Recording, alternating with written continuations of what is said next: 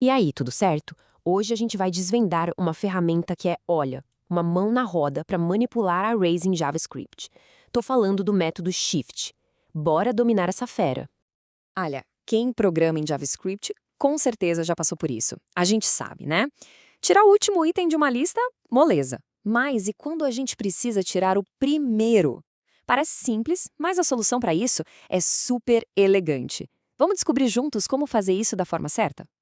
Então, a maioria já conhece bem o famoso pop, que vai lá no final do array e arranca o último elemento. Mas hoje o nosso papo é sobre o primo dele, que faz o trabalho contrário. A gente vai focar na ferramenta que mexe lá no comecinho da lista, o método Shift. Beleza, então. Vamos direto ao ponto. O que, afinal de contas, esse tal de Shift faz e por que ele é tão importante no nosso dia a dia de desenvolvimento? A grande sacada do shifting é que ele é um método 2 em 1. Ele executa duas ações super importantes de uma vez só, o que o torna, assim, incrivelmente eficiente.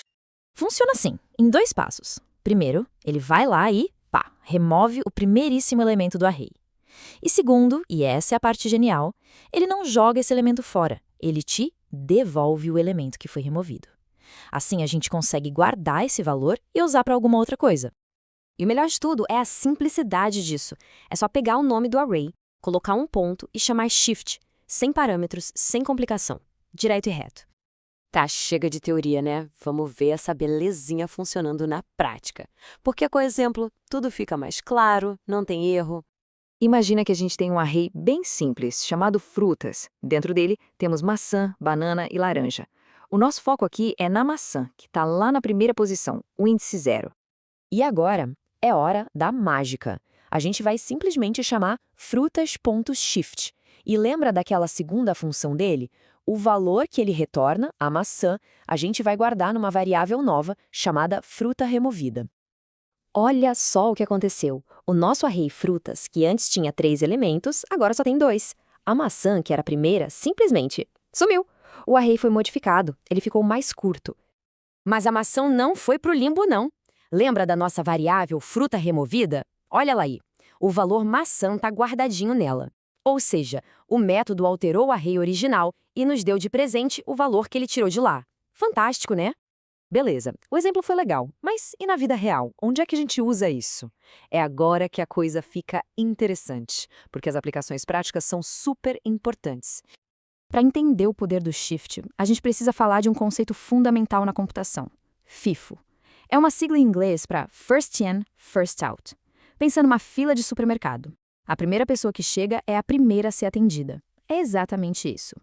E é por isso que o Shift é a ferramenta perfeita para implementar esse tipo de lógica de fila. Sabe, uma fila de atendimento no chat, uma lista de downloads que precisam ser processados na ordem, uma playlist de músicas. Qualquer coisa que siga essa regra do primeiro a chegar, primeiro a sair. Vamos pegar outro exemplo prático, uma fila de agendamento. A gente tem um array fila com o João, a Maria e o Carlos. O João, coitado, chegou primeiro, então ele é o primeiro da fila.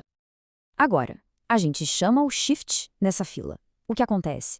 O João é removido da fila e a gente pode, por exemplo, guardar ele numa variável atendido. E a fila anda.